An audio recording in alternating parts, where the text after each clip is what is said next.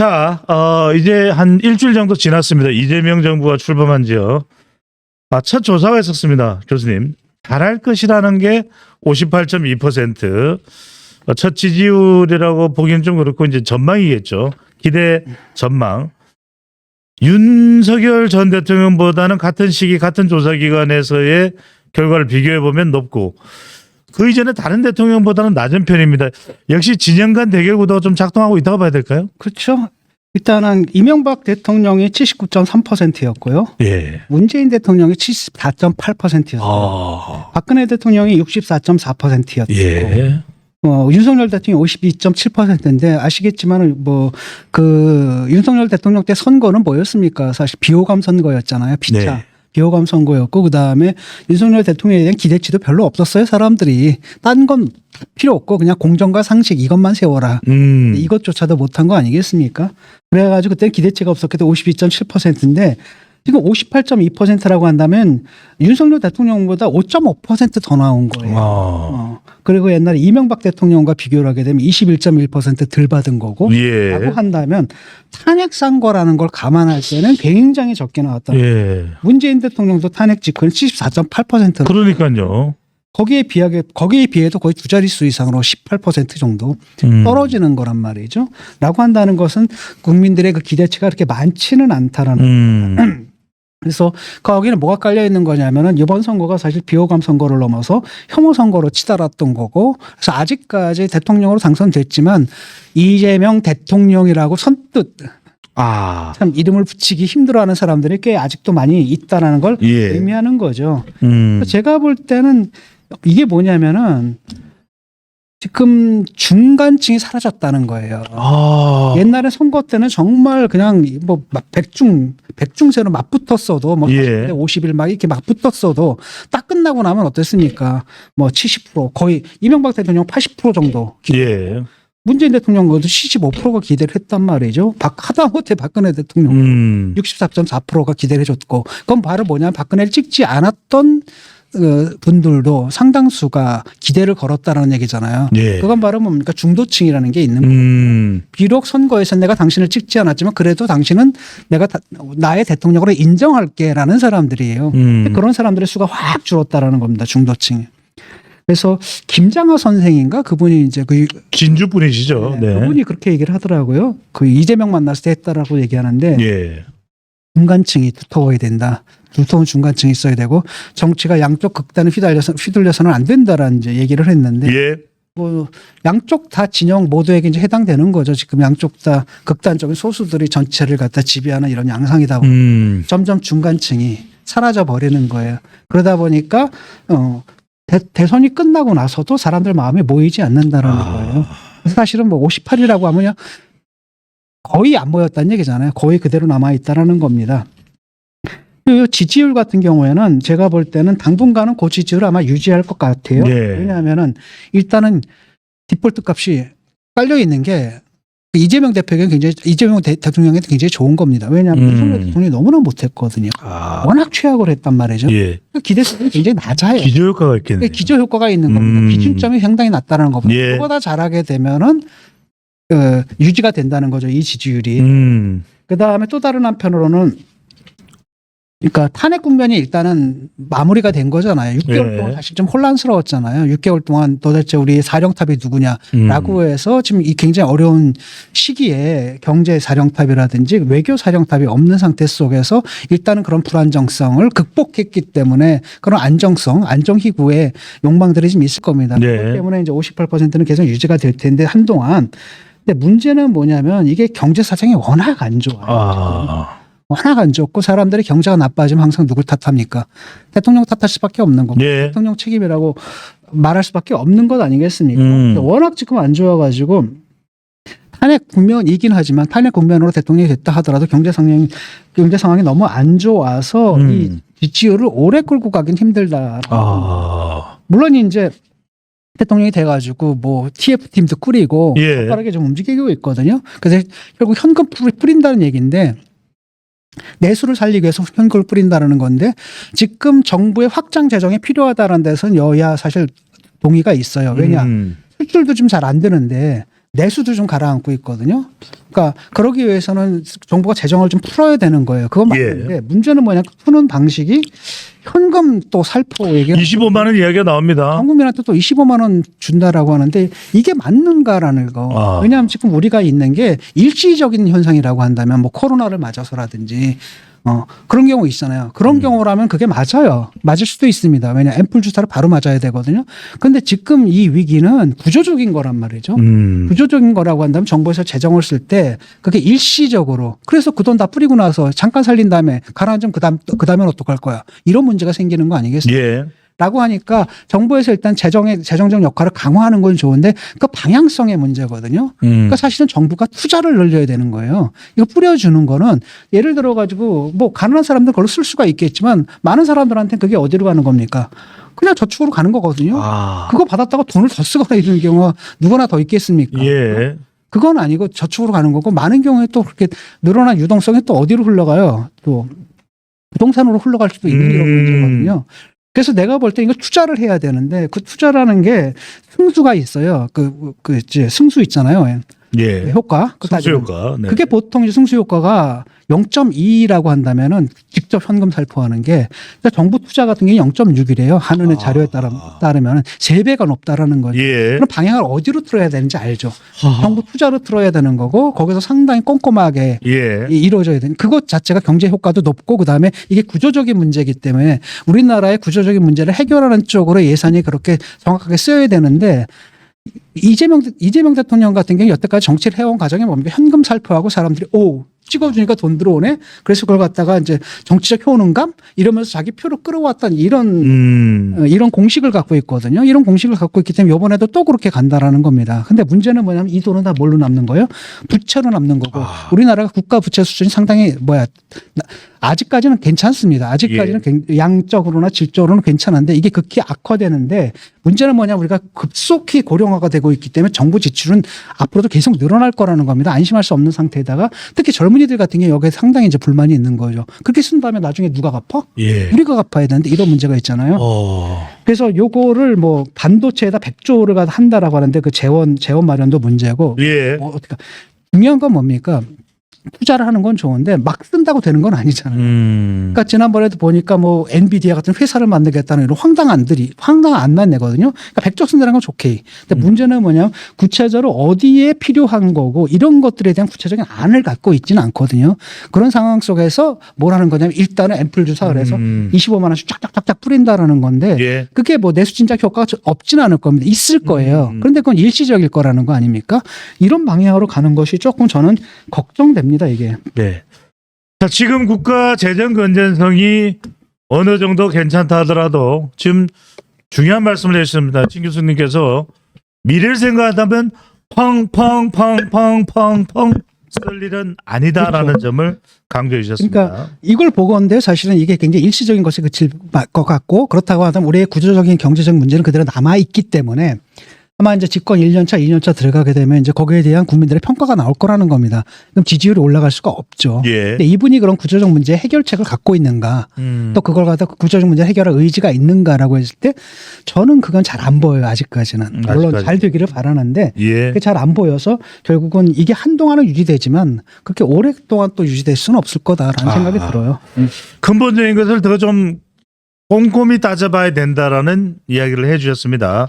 자, 또 하나 이번에 이재명 대통령이 용산 대통령실에서 발언 중에서 좀 신스텔러 장면이 있었습니다. 신스텔러 장면이 뭐냐면 용산 사무실에 와보니 무덤 같다.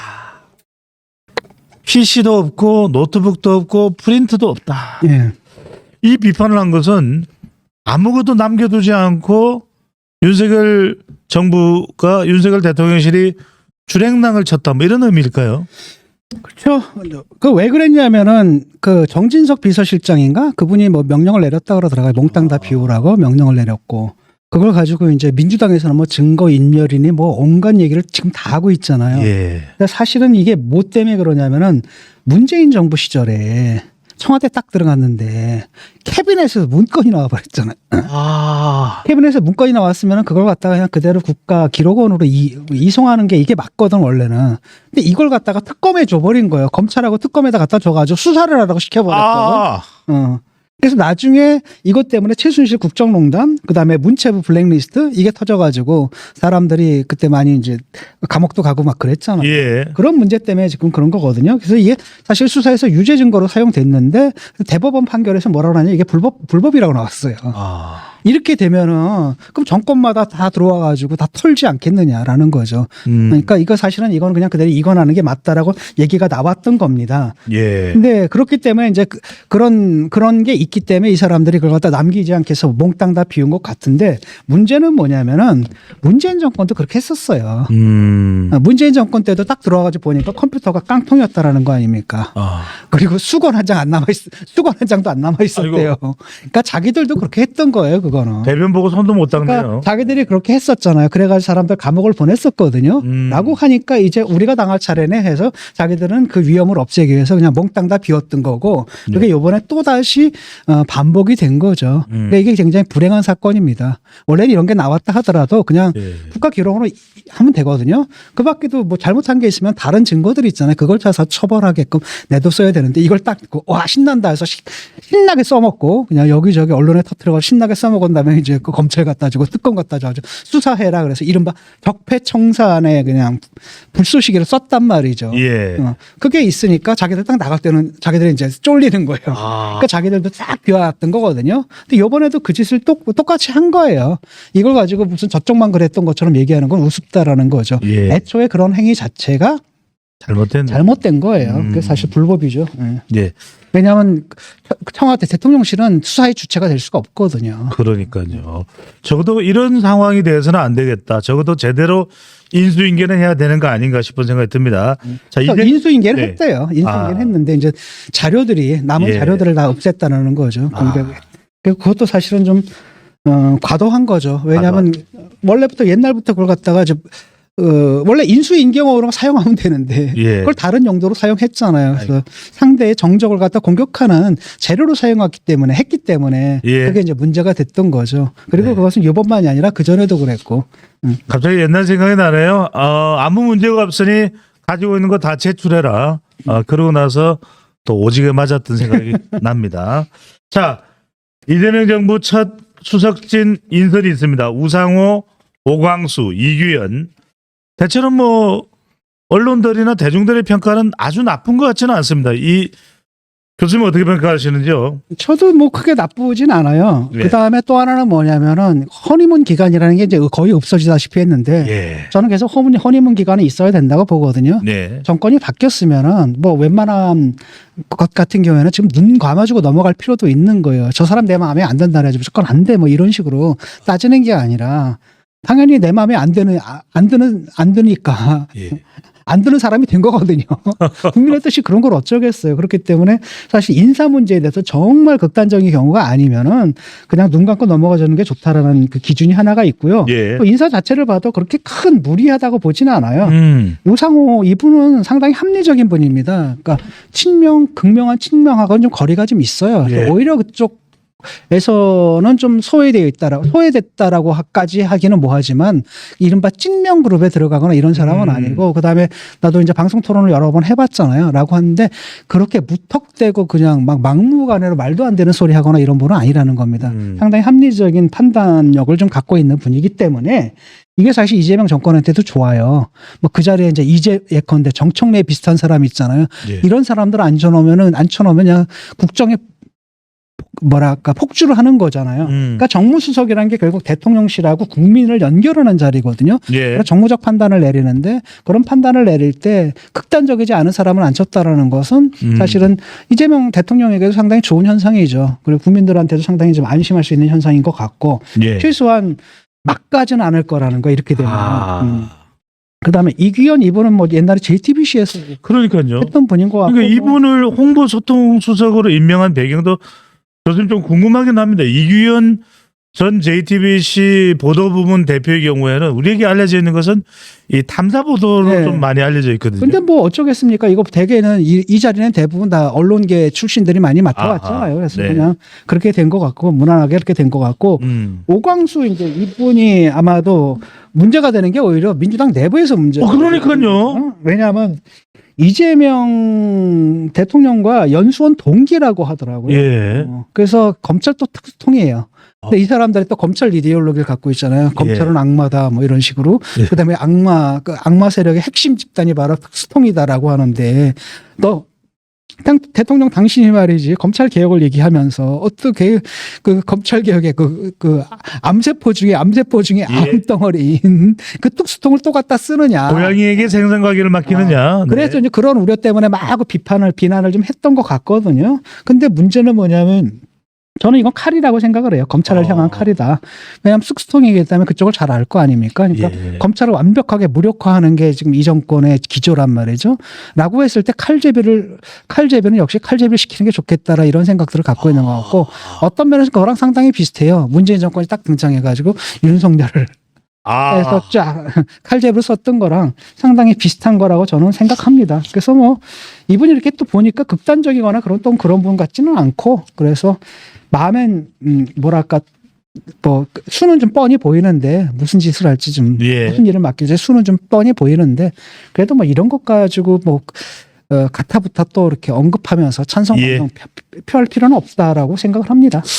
오광수 민정수석이 이재명 정부에서 대선 후보가 되는 건 아니겠죠? 아유. 알겠습니다. 그럴 일은 전혀 없고요. 네. 아마도 제가 칼제비를 쓸 것 같아요. 왜냐하면 검찰을 갖다 이제 무력화를 시켜야 되는데 예. 그러려면 아마도 검찰을 잘 아는 사람이 필요할 거다라고 해서 쓴 것 같아요. 왜냐하면 예. 그런 비난을 무릅쓰고도 썼다라는 게 단지 연수원 동기다라는 이념만 갖고 설명되지는 않거든요. 네. 영화배우와 이름이 많이 비슷해서 같나요? 그분이 더 고생을 하고 있다 이야기도 전해지고 있습니다. 자, 이재명 대통령 이 국무회의를 계속하면서 윤석열 정부의 인사들하고도 지금 동거를 하고 있는데 라면 한 개가 2,000원 한다는데 진짜냐? 이렇게 물어봤다고 하는데 상당히 이 부분도 뭐 있는 그대로 받아들이면 되는데 말 자체도 논란이 되기도 합니다. 또 물가 대책이 필요하다는 건데 일각에서는 뭐 댓글이 많이 달리더라고요. 이 발언에 대해서 콩국수는 15,000원입니다. 뭐 컵라면은 뭐 3,000원짜리도 있습니다. 뭐 이렇게 라면값, 네. 라면값 이거 가지고 뭐 이렇게 사실 라면 2,000원짜리는 뭐 네. 10% 정도 있지 않나요? 우리나라에 보면 그 특수 라면들 있잖아요. 뭐 이렇게 잔뜩 네. 넣어가지고 블랙 신라면에다 뭐 예. 어쩌고 저쩌고 해가지고 이러는 거 저는 절대 안 사 먹거든요. 그래서 제 기억에는 1,000원대 좀 넘는 그 수준으로 계속 기억하고 대부분의 라면이 예. 2,000원 얘기를 하는데 요즘 많이 비싸졌는데. 저는 이거는 별 의미가 없다고 생각을 해요. 예. 지금 아니 이게 점심 사 먹는 데가 만 원, 13,000원 뭐 이렇게 되는데 그러니까요. 라면값 그거는 큰 문제가 아니고 예. 내가 볼 때는 이런 건 별로 중요하지 않고 또 하나는 뭐냐 불필요하다고 봐요. 국가에서 어떻게 개별 상품의 값을 갖다 조절하려고 듭니까? 여기가 중국이라는 사회도 아니고. 예. 그러니까 물가 관리는 필요한데 예를 들면 물가 관리라는 거 언제 필요한 거냐면 시장 상황이 아니라 어떤 이변이 발생했을 때라는 거 있잖아요. 예를 들어 조류 독감 때문에 저쪽에서 그 브라질에서 조류 독감 그렇습니다. 들어가지고 닭을 우리가 수입 못 해오니까 예. 닭값이 올라가고 이런 부분들 이런 차원에서 얘기가 돼야 되는 거잖아요. 예. 그다음에 뭘 하려고 하는데 이러이러한 문제가 발생해가지고 여기가 뭐가 됐다라든지 일시적으로 뭐 흉작이 돼가지고 여기가 된다라든지 예. 그럴 때 수급 대책을 어떻게 세우느냐 해서 그게 물가 대책이어야지 라면값 너희들 왜 라면이 감히 2,000원씩이나 해? 예. 이런 식으로 시장에 개입하는 것들은 저는 별로 바람직하지 않다고 교수님 봅니다. 말씀하신 그 브라질 순살 그것도 국무에서 보고가 되긴 했습니다. 예. 그러니까 그런 걸 수급이라든지 이런 쪽에 신경 쓰면 되는 거고 이게 지금 사실 상징적으로 자꾸 얘기를 하는 거잖아요. 그래서 저는 이런 거 좀 안 했으면 좋겠습니다. 괜히 대값밥 얘기했다가 피부 왔잖아요. 이거 마찬가지로. 라면값 이런 것들은 얘기를 안 했으면 좋겠어요. 예. 대체적인 큰 수급 쪽을 봐야 되는 거고 더 중요한 건 바로 뭐냐면 물가는 늘 오를 수밖에 없는 거예요. 또 물가는 올라가야 되는 겁니다. 그거는. 예. 한 뭐 2% 정도, 3% 정도 늘 올라야 돼요. 예. 경제 성장도 늘 2%, 3% 가야 되는 겁니다. 인플레이션. 만약에 물가 상승률이 0%가 된다. 그럼 그때부터 이제 디플레이션에 빠질 수 있는 위험이 있는 거거든요. 그러니까 이거 자체가 중요한 게 아니라 왜 물가냐라고 했을 때 물가는 오르는데 사람들 소득은 안 오르는 문제가 있잖아요. 이런 근본적인 문제에 대한 대답을 내놔야지. 이거 갖다 가시적인 이런 것들만 그냥 잡아놓고 그걸 해결하는 방법이 니들 감히 값을 올려?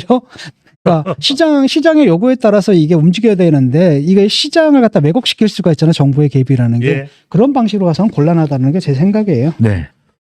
교수님 이것도 그냥 하나 더 여쭤보겠습니다. 지금 대통령실에서 아마 오늘 발표가 된 것 같습니다. 오늘입니까? 어제입니까? 한 달 동안 이 장 차관 후보자 또 공기관에 임명할 수 있는 후보자들을 국민 추천으로 뽑겠다. 그래서 인사혁신처 홈페이지에서 추천을 해달라. 이런 제도는 어떻게 보시는지요? 뭐 그냥 해보라고 뭐 나쁘지도 않고 좋지도 예. 않고 좀 그렇게 봐요. 근데 문제는 뭐냐면 거기다 추천하는 사람들이 누구겠어요? 뻔한 사람들이 예. 추천할 텐데 아. 저는 그래서 그거 별로 이렇게 믿지 않고 네. 별로 믿지 않습니다. 그러니까 왜냐하면은 인사권이라는 거, 그다음에 인사권 행사하는 거, 그다음 올바른 사람을 갖다 봐내는 거 이런 것들이 사실 정부의 기능인데 그걸 갖다 예. 국민들한테 떠맡긴다. 아. 근데 그게 또 국민들의 뜻에 따라 가지고 이렇게 될 경우에는 약간 파퓰리즘으로 갈 수가 있거든요. 예. 전문적인 능력 같은 것들, 저 사람이 얼마나 전문적인 능력을 갖고 있는지를 국민들이 사실 어떻게 매사에 대해서 판단할 수 있겠어요. 예. 그러니까 그렇기 때문에 자기들 뽑아준 건데 그걸 좀 떠넘긴다는 느낌도 좀 있고 또 이게 상당히 왜곡될 수가 있어요. 아. 왜냐하면은 거기 참여하는 사람들은 그냥 뻔하거든요. 옛날에 청와대 친문건가 뭔가 있을 때 거기 막 몰려가가지고 하던 예. 그 사람들이 대부분 할 거고 그럼 거기서 이제 추천하는 사람들 면모라는 게 뻔할 텐데 뭐 어쨌든 뭐 그래도 뭐 그렇다고 뭐 또 못할 것도 없잖아요. 그냥 예. 그래서 저는 뭐 이렇게 큰 기대를 하지 않습니다. 약간 이건 정치적 효과가 더 큰 것 같아요. 우리는 국민들의 참여를 보장하는 정권이다라는 걸 보여주고 국민주권 정부라고 이야기를 했으니까. 국민주권 정부다는 걸 보여주고 상징적인 조치에 불과할 뿐 이것이 실효성을 가질 거라고 생각하지는 않습니다. 네. 대통령에게 계속 꼬리표처럼 따라다니는 것이 바로 사법 리스크입니다. 자, 이게 이제 민주당에서 대선 전에 이야기했던 것처럼 중단될까요? 내용은 중단되는 상황입니다. 지금 대장동 중단. 지금 공직선거법 일단은 중단됐습니다. 헌법 84조에 따른다라고 했는데 결국 이렇게 되면 교수님 재판은 없어지는 겁니까? 그럴 가능성이 좀 커졌죠. 그러니까 왜냐하면 이게 지금 헌법 84조에 대해서 확립된 정설이 없거든요. 네. 정설이 없기 때문에 재판은 계속된다는 설도 있는가 하면 재판은 중지된다는 설도 있는 거잖아요. 그런 상태 속에서 이제 넘어온 겁니다. 그럼 왜 이렇게 됐느냐라고 했을 때 우리 헌법의 아버지들이 이런 사태를 예상을 못했던 거예요. 어떻게 5번 기소된 사람이 대통령 후보로 뽑힐 수가 있는가. 네. 이런 상황 자체가 아예 상상이 안 됐기 때문에. 설마 아닐 거야. 그 아예 상상이 안 되는 거죠. 예를 들어서 우리 헌법에다가 뭐 그런 걸 넣을 수는 없는 거 아니겠습니까? 지나가는데 갑자기 별똥별이 떨어져가지고 머릿속에 맞아 죽었어. 머리에 맞고 죽었을 때 그때 이거 공상으로 인정하느냐 안 하느냐 뭐. 그러니까 이런 건 상상하기 힘든 거잖아요. 네. 그래서 그걸 아예 안 했다라는 건 뭘 의미하는 거냐면 정말로 상상하지 못할 일이 지금 벌어지는 거고 정말 상식을 초월하는 일들이 지금 눈앞에서 벌어지는 거고 그걸 뒷수습을 하는 거잖아요. 그래서 결국은 뭐가 되냐면 그걸 갖다 개별 재판부가 이제 판단할 수밖에 없거든요. 그러니까 5개 재판인데 지금 1개 재판부가 판단을 내린 겁니다. 그러니까 헌법 84조에 대해서 그 재판부는 뭐라고 판단을 내린 거냐면 그것이 대통령직과 더불어 가지고 기소만이 아니라 재판도 정지된다라고 해석을 한 거예요. 그런데 문제는 뭐냐면 아직도 4개 재판소가 남아 있잖아요. 4개 재판소가 남아. 대장동도 중단한다는 속보가 들어왔습니다. 그렇죠. 그런 거. 네. 그러니까 그러니까 하나의 왜냐하면 또 법원이라는 건 뭐가 해야 되냐면 일관적이어야 되거든요. 판결이라는 게 일관적이기 때문에 이게 하나의 판단이 내려지면은 줄줄이 그렇게 될 가능성이 상당히 크다. 라고 하는 거죠. 근데 한 가지 가능성은 뭐냐면은 그 중에 어느 재판부에서는 아니다. 헌법 84조. 내가 볼 때는 이거는 명문상 사실상 명문상으로 딱 좁혀가지고 해석을 하게 되면은 사실은 재판이 계속된다는 게 맞거든요. 예. 그쪽에도 강하단 말이죠. 그렇기 때문에 나는 아니다. 재판해야겠다라고 온갖 그 정치적인 압박에도 불구하고 할 수가 있는 거예요. 나는 죽더라도 하겠다. 그렇죠. 그러니까 그런 가능성이 있기 때문에 지금 뭐가 되는 겁니까? 민주당에서 뭐까지 하는 겁니까? 재판 중지를 갖다가 입법으로 이제 보완하겠다라고 아하. 해서 그 입법까지 하게 되는데 이렇게 되면 이제 무슨 문제가 생기는 거냐면 이게 위헌이 될 수가 있거든요. 차라리 안 하니만 못할 것 같기도 하고 예. 위헌이 될 수가 있습니다. 왜냐면은 왜냐면 이게 사실 뭐예요? 약간 소급입법 같은 느낌이잖아요. 예. 이미 재판이 다 진행되고 있는데 예. 이 사람을 구해주기 위해서 한 사람을 구해주기 위해서 지금 그런 입법을 한 거잖아요. 예. 입법 취지라는 게 너무나 분명하기 때문에 이것이 위헌이 될 가능성이 크다라는 겁니다. 가장 남은 가장 자연스러운 방법은 그냥 5개 재판부가 어떻게 하는지 본 다음에 마지막에 대법원에서 판단을 내리는 거예요. 대법원 예. 판단 내리면 되거든요. 아니면 누군가 어떻게 해가지고 헌법재판소까지 가서 헌법재판소 예. 해석을 한다라든지 그런 절차를 마무리하는 게 좋지. 괜히 입법을 해봤자 욕만 먹는데 예. 아무래도 이제 불안한 거죠. 아무래도 불안하고 이걸 갖다 남기지 않겠다라고 해서 하는데 어쨌든 이게 중단되면 이제 어떤 문제가 생기느냐라는 거예요. 결국은 권력을 잡으면 땡이네 이런 게죠. 그렇잖아요. 이거 선례를 남기는 거거든요. 예.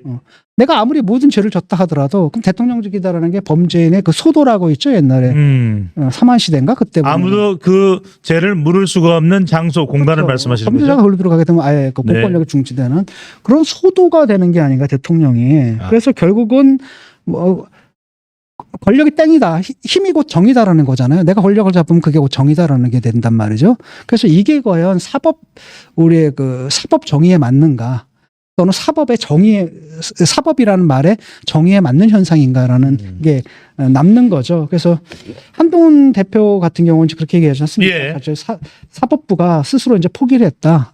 사법부의 정의를 갖다 스스로 포기했다라는 이제 비판을 했는데 그럼 뭔가 맞는 비판이 그 정도의 비판을 할 수 있다고 봐요. 이거는 그렇죠. 이거는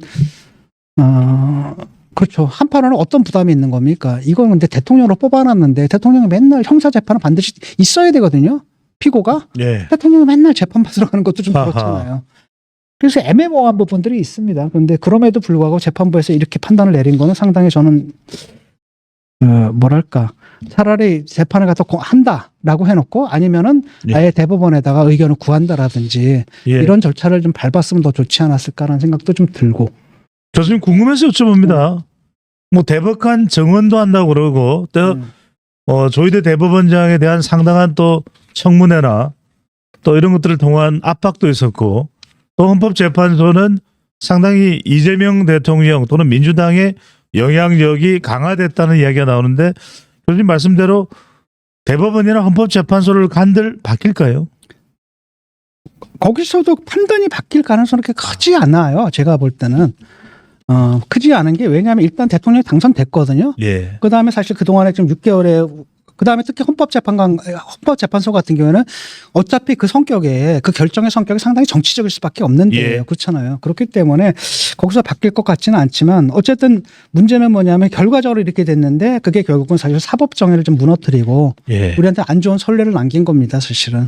그래서 또 하나 지금 문제가 되는 게 헌법재판관 후보자 2명을 대통령이 임명할 수 있습니다. 지금 문영배 그다음에 이정미 두 사람이 이제 물러났기 때문에 자 그런데 이 헌법재판관 후보자 중에서 한 사람이 이재명 대통령의 형사재판 변호를 담당했던 이성엽 변호사 이렇게 되면 이거 이해충돌 아닌가 이런 지적이 나오네요. 이해충돌 맞죠? 그럼 이렇게 하면 안 되죠. 이렇게 하면 안 됩니다. 아마 이제 3사람 중에 2명을 뽑는 건데 예. 이 사람은 넣으려고 하지 않을까 생각해요. 왜냐하면은 이게 이제 보훈 인사를 넘어가지고 좀 다른 차원의 문제인데 예. 사실상의 수임료라고 보거든요. 저는. 예? 사실상의 수임료라고 봐요. 왜냐하면은 그 이재명 대표가 이제 재산 신고를 하잖아요. 예. 이재명 대통령이 이제 재산 신고를 계속 해왔단 말이죠. 그걸 보게 되면 재산에 큰 증감이 없어요. 근데 문제는 뭐냐면 이분이 재판을 지금 몇 개를 받고 있어요. 5개를 받고 있거든요. 그 다음에 그 재판 그 변호사들을 보게 되면 초호화 변호인단이란 말이죠. 엄청나게 돈이 들어가거든요. 근데 사실상 이렇게 큰 그러니까 사실은 어떻게 했느냐 하면은 요번에도 그 변호사들 다 어떻게 했습니까? 공천 줬거든요. 지난번에 그 얘기 하셨어요. 짜르르 공천 줬단 말이죠. 요번엔 헌법재판관을 준다라는 겁니다. 이분이 여태까지 이런 식으로 해왔어요. 그러니까 사실상의 수임료를 갖다가 쉽게 말하면 이건 공직이잖아요. 그리고 이분들이 누리는 권력과 이분들이 받는 보수 같은 경우는 누가 주는 거예요? 국민의 세금으로 내는 그렇습니다. 거잖아요. 네. 우리 같은 사람이 세금으로 내는 예. 건데 이걸 갖다가 사익화한 거잖아요. 공적으로 쓰여야 될 부분을 갖다 사익화해서 뿌려버리는 거거든요. 그것도 그래서 이번 인사도 같은 경우에도 그거랑 상관이 있다라고 봐요. 결국은 이제 그 변호사비 사실은 정상적으로 하면 엄청나게 줘야 될 텐데 그걸 갖다가 뭐 적게 주고 그다음에 이런 식으로 나중에 그 보온을 하는 거죠. 예. 그래서 실제로는 현금으로 줘야 될 것을 용역으로 용역이라 그래야 되나 이 서비스를 범실 용역이네. 자신이 줄 수 있는 그 서비스로 이제 제공하는 이런 현상을 좀 보이는데 특히 이제 이게 이분이 왜 문제가 되는 거냐면은. 예를 들어 헌법 84조 문제도 있고 그다음에 민주당에서 계속 추진하는 방탄 입법들 있잖아요. 여러 가지들. 그게 결국은 대법원까지 올라오고 또 경우에 따라서는 어디까지 가요. 헌법재판소까지 갈 수가 예. 있거든요. 라고 한다면 결국은 뭡니까? 방탄 입법이라는 게 대법원 누가 관련된 거예요. 이재명 대표와 관련된 거거든요. 그럼 당연히 거기서 뭐가 충돌하는 겁니까? 이해 충돌을 하기 때문에 그걸 안다면 이승엽 이분이 스스로 아니다라고 사양을 해야 되는 거예요. 그런데 지금 제가 볼 때 임명을 강행할 것 같아요. 예. 이재명 대통령 같은 경우는 일단은 이제 사후 관리, 사퇴 후 관리, 사임 후 관리에 또 들어가야 되는 거거든요. 어쨌든 임기 동안에 자기가 갖고 있는 모든 임명권들을 다 동원을 해가지고 대법원과 헌법재판소의 구성을 자기한테 최대한 유리하게 해놓고 퇴임을 해야 안심을 할 수가 있다라는 거거든요. 네. 그래서 그런 큰 그림 속에서 나온 것이기 때문에 사실 임명하려고 할 겁니다. 그런데 문제는 뭐냐 국민들이 딱 볼 땐 이거 너무 뻔뻔한 거 아니야? 이런 생각이 예. 드는 거죠. 반발하고 있습니다. 그래서 김용태 국민의힘 비상대책위원장은 이 변호인 재판관 검토 상상 어려울 정도의 비상식적이다라고 얘기를 하고 있는데요. 그렇죠. 상상할 정도로 비상적인 거죠. 이거 그러니까 진짜 얼굴이 좀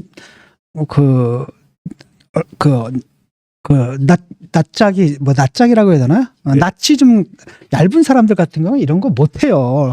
빨개져가지고. 근데 이거 그냥 바로 해버리잖아요. 근데 예. 그 반면에 뭐가 있는 거냐? 그만큼 급하다는 거예요. 급하다라는 거죠. 나름대로 처절한 거죠. 그래서 억지로 임명하려고 들 거고 또 대통령실에서 보게 되면 사건 맡은 분은 공직 못하나 이해충돌이라고 말하는 게 이해가 안 그렇습니다. 간다. 지금 민주당에서도 이해충돌 아니라고 이야기합니다. 그러니까 얘기를 했잖아요. 헌법 84조 문제라든지 아니면 예. 지금 방탄 입법들 이런 것들 결국은 대법원 가고 어디까지 가는 겁니까? 헌법재판소까지 갈 텐데 거기서 어떤 판단을 내릴 거예요, 이 사람이? 당장 본인과 관련된 판단들을 내릴 텐데 이 사람이 예. 과연 공정한 판단을 내리겠는가? 저는 그건 아니라고 보거든요. 그렇기 때문에 알아서 스스로 왜 재판관들도 그렇잖아요. 이게 딱 봤는데 피고 중에 누군가가 나랑 아는 사람이다라고 한다. 혹시 또 오해를 피하기 위해서 그 스스로 안 맞잖아요. 예. 그와 마찬가지로 스스로 자기가 그걸 갖다가 회피해야 되는데 예. 지금 그냥 욕먹을 거 뻔히 알면서도 지금 또 대통령실에서 이렇게 옹호까지 하고 나온 것들을 보게 되면 임명하겠다는 의지가 좀 강한 것 같아요. 예. 왜냐하면은 임명할 의지가 아니고 그냥 셋 중에 하나다라고 한다면 그냥 비판 나오네 하고 넘어가면 되잖아. 나와서 대통령실까지 나와가지고 이걸 옹호를 한다는 건 결국 무슨 얘기예요? 임명을 하겠다라는 얘기로밖에 저는 안 보여요. 예. 자, 그런데 지금 이렇게 헌법재판관도 이재명 대통령과 관련 있는 인물이 임명될 가능성이 높은 데다가 또 각 법원에서는 벌써 지금 2개의 법원입니다. 공직선거법 위반 또 대장동 관련해서는 재판 중단하겠다라고 이야기하는데도 불구하고 대법관 정원법 30명은 좀 속도 조절했지만 계속 진행을 하는 모습입니다. 이건 어떻게 받아들여야 될까요? 일단 속도 조절은 이런 건 돼요. 민주당에서는. 지금 이런 거 해봤자 나중에 방탄입법이나 해서 욕먹을 게 뻔하거든요. 예. 그러니까 안 하겠다는 얘기 아니잖아요. 그러니까 한 템포 쉬고 가겠다는 얘기잖아요. 그러니까요. 이건 돼요. 그러니까 윤석열은 그게 안 됐던 거잖아요. 의대 정원 이런 것들도 한 템포 쉬고 가면 되는데 그냥 무조건.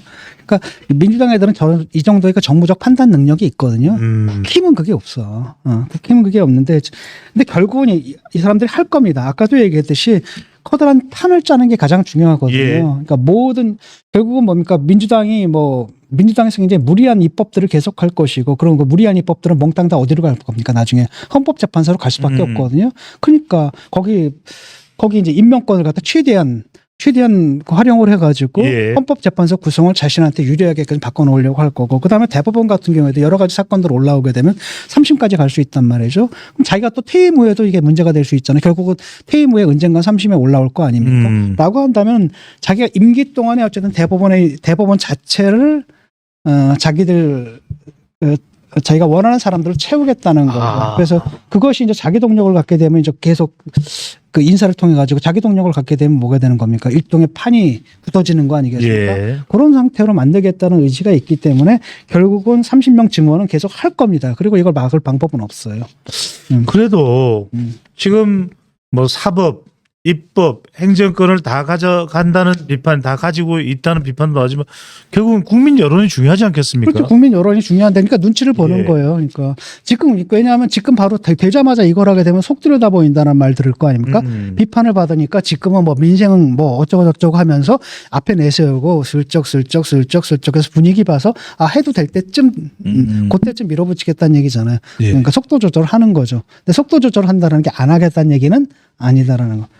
반드시 하는데 그걸 그 국민의 눈치를 보겠다라는 겁니다. 예. 왜냐하면 어떤 사안에 따라서 그 타이밍에 굉장히 영향을 받거든요. 동일한 사안이다 하더라도 그 말을 은지하거나 그 일을 은지하느냐에 따라서 완전 반응이 완전히 달라질 수가 있거든요. 그러니까 자기들이 이걸 했을 때 국민들의 저항이 또는 불만이 가장 적게 나올 때쯤 그런 타이밍을 찾아서 그때 하겠다라는 의지예요. 그렇군요. 언제냐인지 차이는 있겠지만 예. 하기는 할 것이다. 그리고 또 한편으로 뭐냐면 원래는 대법원 증원은 예. 자기들이 여당일 때는 하려고 해요.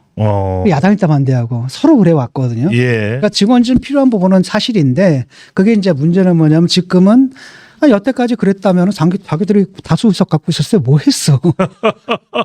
자기들이 뭡니까? 여당일 때 권력 갖고 있고 예. 그다음에 다수 의석까지도 갖고 있었을 때잖아요. 네. 그때는 아무것도 안 하다가 지금 와서 한다라는 건 의도가 뻔하다라는 거잖아요. 그런 식으로 정말 언제 너희들이 이렇게 법원에 고충을 잘 알아줬어? 그거 아니잖아요. 근데 이번에는 분명하게 이제 예. 그 속셈이 보이기 때문에 은밀한 공적인 관점이 아니라 사적인 관점이 이재명 대통령과 관련돼 있다는 말씀이신 거죠? 그렇죠. 네. 그걸 국민들이 알고 있기 때문에 자기들도 좀 부담스러워 하는 거겠죠. 민주당에서 설명은 워낙 지금 우리 재판 건수가 대법원 쪽으로 많이 가고 있어서 늘릴 수밖에 없다라는 이야기를 하고 있습니다. 30명으로 늘리면 그 문제는 해결은 되는 건지요. 자, 그렇다면 이재명 대통령이 용산으로 옮기고 난 이후에 민주당의 신선봉장은 누가 될까요? 우선 원내대표 선출이 오는 13일 금요일입니다. 자, 두 사람의 대결입니다. 정말 끝장 대결로 보입니다. 서영교 대 김병기, 김병기 대 서영교. 자, 국회의원 34명 정도의 영향력이 있는 권리당은 투표까지도 진행됩니다. 교수님, 누가 됩니까? 몰라요. 관심도 없고. 네. 둘의 차이가 뭐죠? 남녀 차이는 있습니다. 그밖에 뭐 다른 차이가 있나요? 없습니다. 어차피 둘 다 찐명 후보들 합니까? 똑같은 후보들이고 다른 색채를 가진 사람들이 나올 수 있는 분위기가 지금 아니거든요. 예. 그러니까 이 사람들은 결국은 뭐 하는 거냐면은 일단 대통령 이재명 대통령한테 잘 보이는 거 하고 그다음에 그걸 지지하는 그 강성 지지층 있죠. 예. 강성 지지층에 호소하는 그런 선거 운동을 할 겁니다. 그래서 누가 되든 간에 크게 뭐 달라질 건 없다고 보고 네. 그다음에 얘기하는 걸 딱 들어봐도 크게 다른 얘기를 하는 거 아닙니다. 대통령을 잘 돕겠다라는 거고 그다음에 강성 지지층들을 향해서 지지층이 원하는 걸 예. 하겠다. 여태까지 나는 그 일을 해왔다. 그런 거잖아요. 그러니까 사실은 친명 내에서의 그 두 사람의 이거지 여기서 어떤 누굴 뽑느냐에 따라서 원내 그 운영의 방향이 어떻게 달라질 것인가 그 차이를 기대하기는 힘들다. 아하. 그렇기 때문에 사실상 나는 별 의미가 없다라고 봐요. 그리고 지금 뭐냐면 그러니까 20% 이제 권리당원 온라인 투표 20%가 들어가는 거잖아요. 그렇습니다. 원래는 네. 이제 원내대표는 원내대표를 뽑는 것이기 때문에 의원들끼리 선거만으로 뽑는 게 맞죠. 예. 그런데 이제 민주당에서는 이른바 국민주권 어쩌고 저쩌고 또 이걸 가지고 뭘 하는 거예요. 반영을 하는 건데 이거 자체가 상당히 뭐랄까 특정 계파한테 유리한 구조죠, 항상. 예. 특정 계파에게 유리한 구조고. 왜냐하면은 만약에 이제 저쪽에서 상당히 이제 강력한 후보가 나와가지고 예. 예컨대 뭐 5대5 또는 뭐 45대 55 비슷하게 따라 붙었다고 했을 때, 이렇게 딱 됐을 때 이쪽은 뭐 얼마가 더 있어요? 플러스 벼가 20%가 더 있는 거잖아요. 그렇습니다. 그러니까 이렇게 딱 얹어주게 되니까 사실상은 이거 자체가 뭐 말은 국민주권 이렇게 이야기하지만은 당에서의 그러니까 주류를 형성하고 있는 그 사람들을 더 유리하게 만드는 그런 제도인 거죠. 신명 보너스 개념이죠. 신명 보너스의 개념이고 그래서 이제는 뭐 저는 별 관심 없으니 누가 되든 간에 뭐 크게 달라지진 않을 것이다. 예. 네. 나쿠마데 마타오님께서 슈퍼챗을 보내주셨습니다. 대단히 감사드리고요. 나쿠마데 마타오. 교수님, 국민에게 진짜 힘이란 게 있나요? 민주당을 보면 무력합니다라는 또 의견을 보내주셨는데요. 네. 그 뭐 답은 있어요. 답은 있는데 지금 그 국민의힘이 이제 야당이 된 제1야당이 된 국민의힘이 그 답을 실행할 수 있는 능력이 있느냐의 문제거든요. 예. 답은 딱 지금 나와 있습니다. 대선의 그 선거 결과를 딱 받아보고 분석을 해보면 딱 나오잖아요. 앞으로 어떻게 해야 될지. 그거 딱 나오는데 그걸 할 쟤네들 역량이 되느냐. 예. 안 된다라는 거거든요. 친윤들이 꽉 잡고 있어가지고 아휴 이거 어떻게 해야 될지 모르겠어요. 저쪽은. 네. 그러니까 지금 이게 말을 안 듣는 게 뻔뻔해져가지고 옛날에는 그래도 조중동이 떠들면 말을 들었잖아요. 예. 조중동이 아무리 떠들어도 말을 안 들어요. 그냥 자기들이 욕을 먹든 말든 간에 그냥 우리의 그 기득권 이건 놓지 않겠다라는 이런 것만 있고 예. 사실 보게 되면 크게 보게 되면 이른바 친윤 세력이라고 하는 그 영남 세력들이 있잖아요. 영남 그 세력들이에요. 그 세력들이 결국 누구도 데리고 오는 겁니까? 윤석열 대통령도 데리고 왔던 거고 예. 그다음에 이준석 대표를 또 내치기도 했던 거고 그다음에 누구예요? 저기를 뭐 말도 안 되는 선거를 통해 그 김기현을 앉혔다가 또 김기현을 내치기도 하고 그 전에 또 다시 누구를 앉힌 겁니까? 한동훈을 데려왔다가 한동훈 또 내쳤고 그 다음에 또 요번에 뭡니까? 김문수를 딱 데려왔다가 김문수도 내치려고 했다가 요번에 안 됐던 거잖아요. 근데 뭐 모든 일이 있다 하더라도 그 핵심 이거는 변하지 않았다라는 겁니다. 많은 사람들이 떠났잖아요. 윤석열 떠나고 했는데 이준석도 떠나고 그냥 그 자리에 그대로 남아가지고 그 권력을 그대로 유지하는 사람들이 이게 친윤 세력들이에요. 이것 때문에 안 되는 거고 이 세력을 정리하지 않으면 저는 가망 없다고 봐요. 그러니까 굉장히 오랫동안 될 겁니다. 예. 예. 되고 차라리 이렇게 되면 사실 이준석이 굉장히 힘을 받을 수가 있어요. 자, 교수님 말씀하신 김에 국민의힘 이야기로 들어가 보겠습니다. 대선 패배의 후폭풍 상당히 거세게 불고 있는 국민의힘 당사입니다. 국민의힘 앞바람은 뒷바람도 옆바람도 밑바람도 강하게 불고 있습니다. 김용태 국민의힘 비상대책위원장이 9월 전당대회 후보교체 당무감사를 하겠다. 또 지방선거는 100% 상향식으로 하겠다. 세신한 5가지를 발표를 했습니다. 네. 그런데 교수님 먹힐까요? 먹히기 힘들겠죠. 왜냐 그 사람들이 반발하고 있는 거잖아요. 예. 근데 저는 이거 먹혀야 된다고 봐요. 이거 반드시 해내지 않으면은 말짱 도루묵 되는 겁니다. 이제 김용태가 왜 이 얘기를 하게 했습니까? 9월 전대 얘기를 하고 9월 전대란 말은 이게 사실 어떤 말이냐면은 조기 전대라는 거예요. 조기 전대를 하자라는 얘기거든요. 예. 즉 대표를 새로 뽑자는 얘기입니다. 여기에 누가 반대하는 거예요? 친윤이 반대하는 거예요. 왜? 친윤은 지금 대표로 낼 사람이 없어요. 없습니다. 김문수? 아니에요. 원래 친윤들은 뭡니까? 김문수를 내치려고 했거든. 한덕수로 가려고 했던 거예요. 그러니까 결국은 지금 9월 전대라고 했을 때 찬성하는 것은 오히려 친김이죠. 그러니까 김문수 쪽하고 그다음에 한동훈 쪽은 오히려 찬성하는 거예요. 대표를 새로 뽑아야 된다는. 예. 근데 쟤네들은 대표 뽑을 생각이 없다라는 겁니다. 그럼 어떻게 하느냐? 쉽게 말하면 김영사 너 물러나. 그다음에 새로운 비대위 체제를 만들자라는 거예요. 새로운 비대위 체제를 만들어서 그럼 그 비대위 위원장은 누가 임명하는 겁니까? 지들이 임명하는 거죠. 지들 사람으로. 그래서 그걸 가지고 어디까지 가느냐? 내년 지방선거까지 가자. 이거예요 지금. 요 얘기를 지금 하고 있는 거거든요. 예. 그러면은 이제 뭐 개혁이라는 거 있을 수 있어 없어요? 없다라는 거죠. 그래서 김용태 같은 경우가 이제 9월 전대를 얘기를 했다는 건 뭘 의미하는 거냐면 내가 물러나지 않겠다라는 거거든요. 그때까지는. 근데 내가 볼 때 이건 김용태 사육 때문에 그런 것 같지는 않아요. 네. 왜냐하면 내가 지금 물러나게 되면 저 사람들이 또 비대위원장 또 시킬 거라는 거예요. 지들 마음대로. 그 다음에 그 친윤 그 기조 그대로 가져가겠다라는 거잖아요. 그렇기 때문에 김용태는 뭐라고 생각하는 거냐면 일단은 그러니까 당대표 새로 뽑는 전당대회 있잖아요. 예. 그것까지를 내가 책임지고 내가 물러나겠다는 생각을 하는 것 같아요. 그다음에 이제 방향을 5가지를 낸 거죠. 이렇게 변해라, 이렇게 변해라, 이렇게 변해라, 이렇게 변해라. 그 5가지 혁신안은 예. 친윤들은 도저히 받을 수 없는 거거든요. 라고 하기 때문에 지금은 오히려 처음에는 뭐 이쪽에서 물러나라, 저쪽에서 물러나라 막 이렇게 얘기를 했는데 지금은 오히려 이제 그 김문수 쪽이나 한동훈 쪽에서는 그래도 김용태가 계속 가는 게 낫지 않느냐. 예. 그다음에 솔직히 말하면 그 비대위원장으로서 선거 기간 동안에 나쁘지 않았거든요. 활동이 예. 잘했다는 평가를 받았단 말이죠. 저도 임명한 사람은 또 김문수 전 후보입니다. 그렇죠. 그다음에 저도 얘기했잖아요. 그거 하나 잘했다. 네.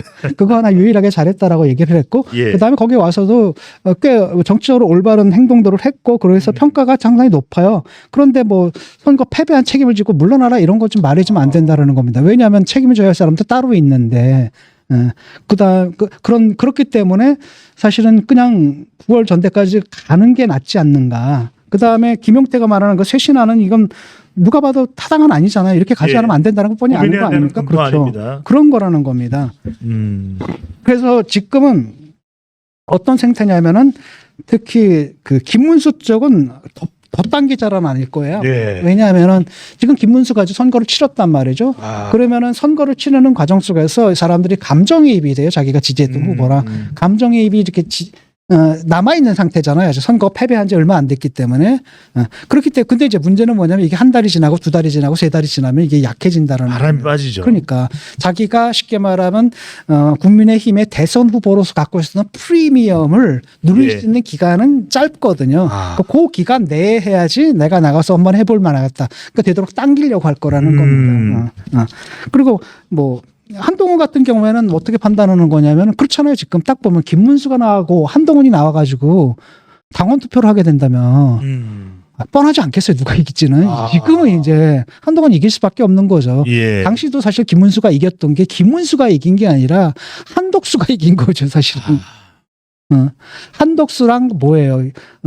한덕수한테 자리를 물려줄 거라는 약속을 믿고 지지해줬던 표거든요. 그랬는데 그래서 바로 그 약속을 깼던 부분에 대해서 또 지지자들 사이에서 국힘 지지자들 사이에서 상당히 반감도 있는 상태예요. 그런 상태에서 붙었다라고 한다면 사실은 한동훈이 당선될 가능성이 훨씬 더 크죠. 그렇기 때문에 이제 하자라고 하는 거고. 그런데 이제 친윤들 같은 경우는 둘 다 마음에 안 드는 거거든요. 일단은 포비아가 있는 거예요, 오히려. 포비아가 있는 거고, 만약에 포비아가 있는데 특히 한에 대한 포비아는 엄청나게 큰 거죠. 왜냐하면 자기들이 한 짓이 있거든. 그동안 해왔던 짓이 있는 거 아니겠습니까? 예. 한에 대한 포비아가 상당히 크고, 그래서 아마도 저쪽은 내세울 후보가 전당대회를 만약에 하게 된다면, 그래서 대표를 뽑아야 되는 상황이 온다면, 그런다면은 아마도 김 쪽으로 이제 김문수 쪽으로 다시 붙을 가능성이 상당히 크다라는 겁니다. 예. 근데 그렇게 붙을 경우에 과연 당원들이 누굴 뽑을까라고 했을 때 난 그래도 한일 것 같아요. 일단 그 전당대회를 하는 게 맞고 왜냐하면 국민들이 알고 있거든요. 모든 사람들이 다 알잖아요. 김 가지고 안 된다라는 거. 특히 김과 연합해 있는 그 친윤들 가지고는 안 된다는 게 분명하거든요. 예. 그 사람들을 정리하지 않으면 국힘이 거듭나는 게 불가능하다는 게 너무나 분명하기 때문에 그래서 지금은 친윤들은 나도 되도록 전당대회를 안 하려고 할 겁니다. 그리고 마지못해 하게 될 경우는 어쩔 수 없이 김문수 쪽으로 이제 몰릴 수밖에 없는 거라는 거죠. 근데 이들은 아직까지는 뭡니까? 끝까지 김용태 빨리 물러나라. 그 다음에 비대위원장, 새로운 비대위원장을 내가 내겠다. 우리가 내겠다. 그 사람을 세워서 가자. 그렇게 주장을 계속 할 거라는 겁니다. 이제 문제는 뭐냐면은 그 비대위가 힘을 받기냐는 거예요, 그게. 그래가지고 그 비대위가 힘을 받겠어. 혼란은 계속 지속될 수밖에 없는 거고. 예. 그러니까 자기들도 아마 이제 고민이 클 겁니다. 앞으로 어떻게 될지 좀 지켜봐야 될 것 같아요. 예. 친윤 친한 여기에 또 김문수 후보까지 계속 충돌이 될 수밖에 없는 상황이다라는 말씀을 해주시고 계시는데 김재섭 의원은 또 이렇게 이야기하는 이 이유가 뭘까요? 제2의 김종인 비대위를 가자. 이 의미는 김재섭 의원이 보기에는 이른바 김종인 매직이 있다. 김종인 효과가 있을 것이다. 그리고 비대위로 가자. 원외 비대위원장을 김재섭 의원은 요구하는데 어떻게 보시는지 교수님? 이건 이제 뭐냐면은 결국은 일단은 그런 측면이 분명히 있거든요. 지금 딱 보면은 선거 끝난 지 선거 패배했는데 반성하고 참여는 하지 못할 망정 벌써 당권 놓고 쌈질하느냐라는 예. 곱지 않은 시선이 있습니다. 그 시선에서는 한동훈마저도 사실 자유롭지 못한 거죠. 왜냐하면 일단 그 싸움에 들어가게 되면은 참말을 하는 놈이나 뭐 거짓말하는 놈이나 다 욕 같이 먹거든요. 예. 내가 이제 그런 말을 하는데 종종 거짓말장이가 거짓말장이를 거짓말장이라고 부르는 사회에서는 참말장이나 거짓말장이나 모든 말쟁이의 사람들이 짜증이 나는 법이다. 다 똑같은 뿌리다. 다 똑같은 놈이다. 예. 이렇게 이런 분위기가 있단 말이죠. 예. 그래서 그 혼란이 더 심해지기 때문에 차라리 김종인 근데 문제는 뭐냐면 김종인 위원장이 다시 나서줄까? 저는 그런 가능성은 없다고 보거든요. 대선에서 또 이준석 후보를 지원하는 유세를 했었기 때문에 지금 국민의힘 정서는 또 좀 상당히 차이가 있을 수도 있고. 그래서 이분이 그걸 나서줄 것 같지도 않고 예. 또 하나는 뭐냐면은 이분이 뭐 얘기하잖아요. 이분이 뭐라고 얘기를 했냐면 자기가 그 비대위원장 할 때 뭐라 그랬냐면은 박근혜 아. 그 의원 10명이 찾아와가지고 왜 박근혜랑 선긋자라고 하느냐라고 따졌다라는 거 아니에요. 예. 근데 그 사람들이 그대로 있는데 거기서 그걸 또 맡으려고 할까? 저는 그건 좀 아니라고 봐요. 그래서 김재섭 의원의 얘기는 그 친윤들 얘기하는 좀 결이 좀 달라요. 예. 친윤은 그 비대위원장을 누굴 시키겠다는 겁니까? 자기들 잘 맞는 꼭두각시를 세워서 우리가 수렴 선정하겠다는 얘기잖아요. 그렇죠? 그런데 이 김재섭은 그 얘기가 아니라 그런데 김종인과 같은 카리스마가 있는 예. 이런 비대위원장을 앉혀가지고 봉합이 안 되니까 이를 통해 가지고 이것도 나름대로 만약에 그런 사람이 있다면 예. 예. 그리고 뭐 김정인 위원장 같은 사람이 나서준다면 라고 한다면 사실은 하나의 안이 될 수도 있어요. 진중권? 야, 모르는 소리를. 뭐 그렇게 되는데 근데 문제는 뭐냐면은 그게 쉽지 않다라는 겁니다. 예. 그래서 아직 지켜봐야 돼요. 그래서 예. 근데 가장 중요한 건 빨리 그 지도 체제를 새로 세워야 되거든요. 그러니까 예. 두 가지가 있는 겁니다. 지도 체제를 좀 세워야 되는 거고 또 하나가 뭐냐면 혁신을 해야 된다는 거예요. 그러니까 지도 체제를 세우는 과정하고 혁신하는 과정이 같이 가야 되는 거거든요. 지도 체제만 세워서는 아무런 의미가 없고. 예. 근데 이 비대위 체제를 언제까지 할 겁니까 지금? 그렇잖아요. 정말 윤석열 정부 때부터 비대위 비대위 몇 번째입니까? 정작 당은 비대지지는 않네요. 그러니까 이건 말이 안 되거든요. 그래서 빨리 그걸 세워야 됩니다. 당의 지도 체제를 확실하게 세워야 되는데 예. 문제는 뭐냐면 새로 채워질 지도 체제는 조건이 바로 뭐냐면은 혁신파여야 된다는 겁니다. 예. 혁신을 주장하는 사람들이 혁신의 의지가 있는 사람들이어야 된다는 거고 또 하나는 바라건대 젊은 사람들로 채웠으면 좋겠어요. 예. 비대위원 뭡니까 여러 가지 이제 요직에다 젊은 사람들이 좀 치고 나오는 왜냐하면 세대가 굉장히 중요하거든요. 세대 교체라는 게 굉장히 중요하기 때문에 그렇게 나갔으면 좋겠다. 그런데 쉽지 않을 거다. 왜? 아주 독한 사람들이거든요. 친윤이라는 사람들이. 예. 알겠습니다. 자, 이거 하나 여쭤보겠습니다. 이걸 통해서 조금 당이 앞으로 어떤 흐름으로 갈지 좀 가늠할 수 있을 것 같아요, 교수님. 16일, 오는 일요일입니까? 네. 일요일입니다. 새 원내대표를 이제 선출한다고 합니다. 일요일입니까? 월요일입니까? 16일이면, 네. 자, 원내대표가 이른바 친윤이냐, 친윤적 성격이 있는 인물이냐, 아니면 친한이냐, 친한적 성격이 있는 인물이냐에 따라 달라질 텐데, 어떤 쪽으로 가닥이 잡힐 가능성이 높을까요? 친한이 될 가능성 거의 없고요. 왜냐하면 주류가 친윤이기 때문에 원내대표 선거는 사실 볼 거 없습니다. 왜냐하면 의원들이 하는 선거란 말이에요. 기본적으로. 이 사람들은 뻔하거든요. 이 사람들은 아무 생각 없어요. 그냥 국회의원 자리 유지하는 게 제일 중요한 겁니다. 예. 그런데 내가 쫓겨나면 안 되는 거잖아요. 그러니까 자기들이 잘못했다라는 걸 인정을 할 수가 없는 겁니다. 당이 제대로 가기 위해서는 우리가 잘못했습니다라고 인정을 해야 되거든요. 그럼 책임지고 물러나야 되는데 그 물러나는 건 절대 할 수 없는 사람들이라는 거예요. 그렇기 때문에 우리는 잘못한 게 없다라는 기조로 계속 가고 싶어 하는 거거든요. 이 사람들이 만져가지고 원내대표를 뽑는데 누굴 뽑겠어요. 뻔하겠고. 그러니까 원내대표 선거는 기대할 게 없다. 그러니까 기대할 게 있다라 한다면 전 당원 투표가 있는 전당대회죠. 전당대회. 왜냐하면 지금 알거든요. 국힘 지지자들하고 그때 뜻하고 그다음에 이 사람들 뜻하고 워낙 유리가 돼 있는 거예요. 예. 얘네들은 다 뭡니까? TK 쪽, 그다음에 PK 쪽, 약간 경남 쪽이잖아요. 경남 그다음에 강원 쪽이잖아요. 쉽게 말하면 막대기만 꽂아줘도 당선되는 그런 지역에 있는 사람들이에요. 예. 그러니까 이 사람들은 유권자 눈이 중요한 거 아닙니다. 여론이 중요한 게 아니에요. 왜? 그 자리 있잖아요. 막대기만 막대기가 꽂힐 그 자리. 그 자리를 내가 뺏기면 안 되는 거거든. 내가 뭔 짓을 한다 하더라도 얘들은 나를 뽑아준다라는 거거든요. 그러니까 공천만 받으면. 예. 그러니까 그 자리, 그러니까 그 여론에 대한 민감성이 떨어질 수밖에 없는 둔감한 겁니다. 지금 국힘이 저렇게 된 건 뭐로 보냐? 거기 갇혀버린 거예요. 그래서 그래가지고 하게 되면 결국은 어떻게 되냐면 선거에서 패배하게 되죠. 선거에서 패배하게 되면 더욱 순수해져. 대부분 이제 충청도 잃어버리고 어디도 수도권 서울 잃어버리고 경기 잃어버리고 수도권 잃어버리고 딱 남는 건 뭡니까? TK하고 뭡니까? 강원, PK 일부 뭐 이렇게 된다는 말이죠. 이 사람들만 남으면은 거기는 사실은 당선 지난번에 총선에 참패했잖아요. 예. 참패했는데도 당선된 사람들이거든요. 그렇다면 거기서는 그보다 더 참패할 수 있는 선거는 내가 상상이 안 되는 거거든요. 어떤 상황에도 자기는 당선될 수 있는 거야. 그러니까 그 자리를 내가 뺏기면 안 된다라고 생각하는 겁니다. 그러니까 그런 사람들끼리 모여 있다 보니까 민심에 공감해요. 왜? 우리의 당선하고 상관없거든요. 민심, 수도권 민심, 전국 민심, 우리랑 당선하고 상관없는 겁니다. 왜? 여기 지역의 민심은 그쪽하고 따로 노니까. 알겠습니다. 이러다 보니까 자기들 생각에 갇히게 되면서 예. 민심과는 떨어진 길을 가다가 결국 모든 선거 번번이 계속 참패하게 되는데 끝까지 이걸 안 놓고 있다는 거죠. 네. 교수님 마지막 질문 드리겠습니다.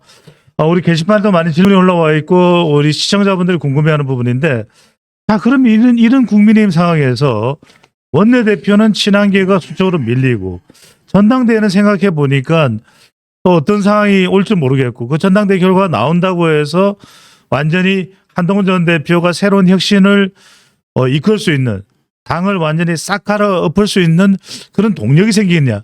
이런 상황에서 한동훈 전 대표 어떻게 접근하고 어떤 결단을 내려야 될까요?